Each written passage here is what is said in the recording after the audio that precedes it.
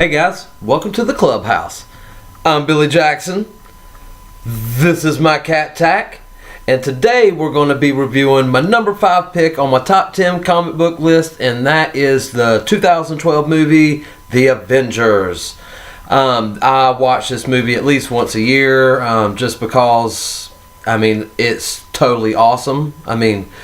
You got the all-star cast, Robert Downey Jr., Iron Man. You got Iron Man in a movie with the same movie as Captain America, as the Hulk, as Thor. You have all these characters, and I cannot believe that I'm seeing what I'm seeing. When I went to the theater, I could not believe. My mind was blown. My mind was blown in 2008 in Iron Man. We had our first Marvel movie post-credit scene, and that was Samuel L. Jackson coming in as Nick Fury and saying, talking to Robert Downey Jr., I'd like to talk to you about the Avengers Initiative.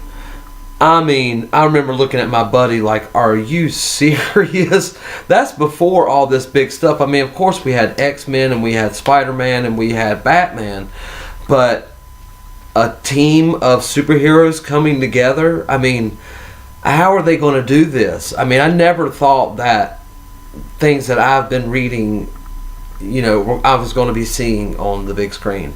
And just to see this movie was amazing to me.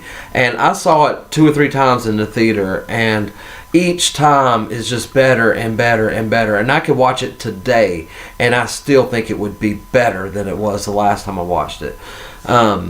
Because I pick up on every little thing that I miss. Every time I watch something, I've missed something. So I got to rewatch my movies so I could pick up on just everything in the full frame of the movie. I love getting into movies like this, and this one's a good one to get into. Tom Hiddleston as Loki.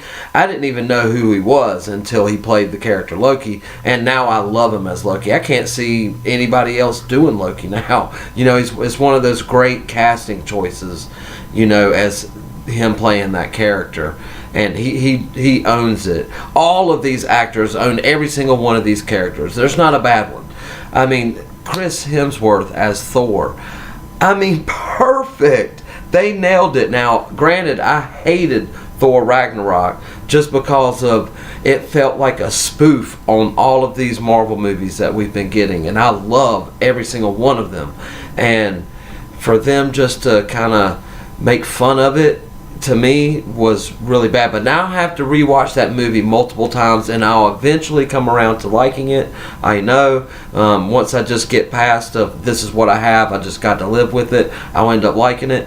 But The Avengers, that's a movie where you can do humor and do it smart, and when the Hulk grabs Loki and slams him around and then looks at him and then slams him around some more and then walks off, puny God.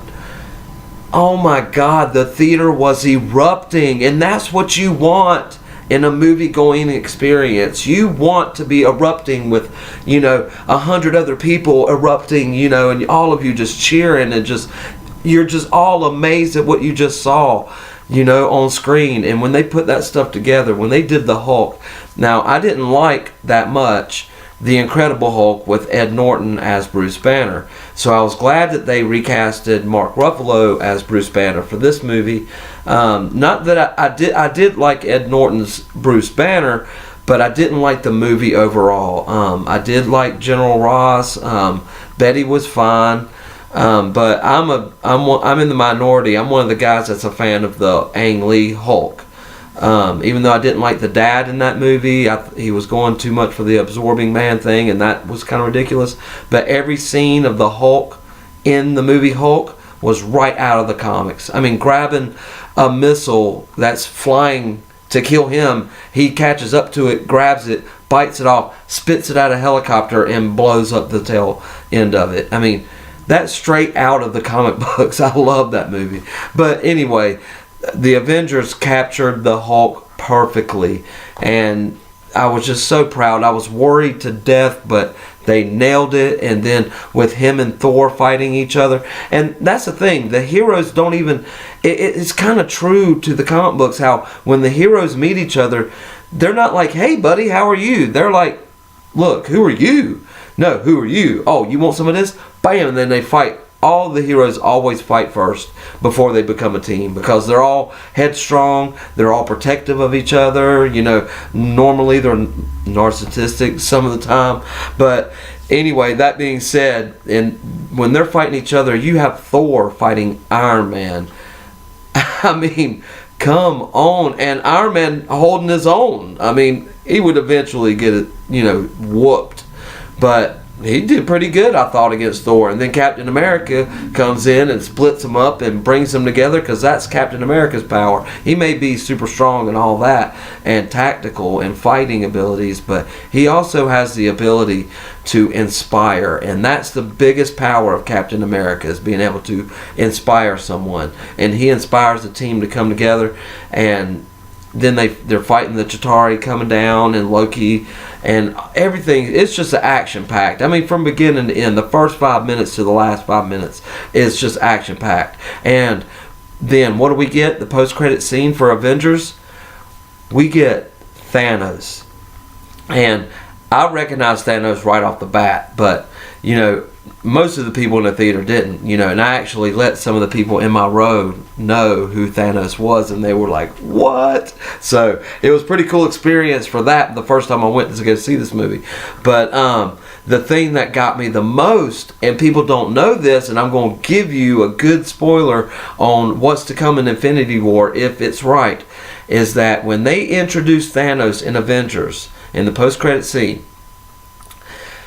his little minion is walking up to him and says, you know, the humans are unruly and cannot be ruled.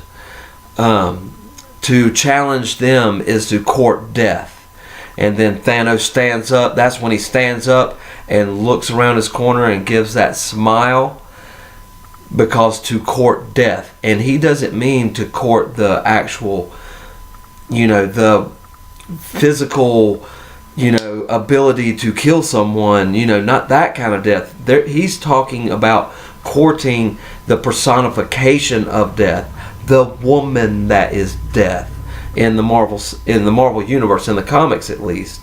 They haven't introduced her unless in Thor Ragnarok that Hela calls herself the goddess of death. And the one thing that I loved about Thor Ragnarok is her saying that, because that makes me think that Thanos is going to try to court her, and they're going to make her death in the movies, even though she's not in the comic books. Hela and death are two separate entities altogether. But if they make Hela death and Thanos has to go for her, I'm cool with that. If they bring death up as another character, you know, as the character Death, and Thanos wants to court her, I'm cool with that.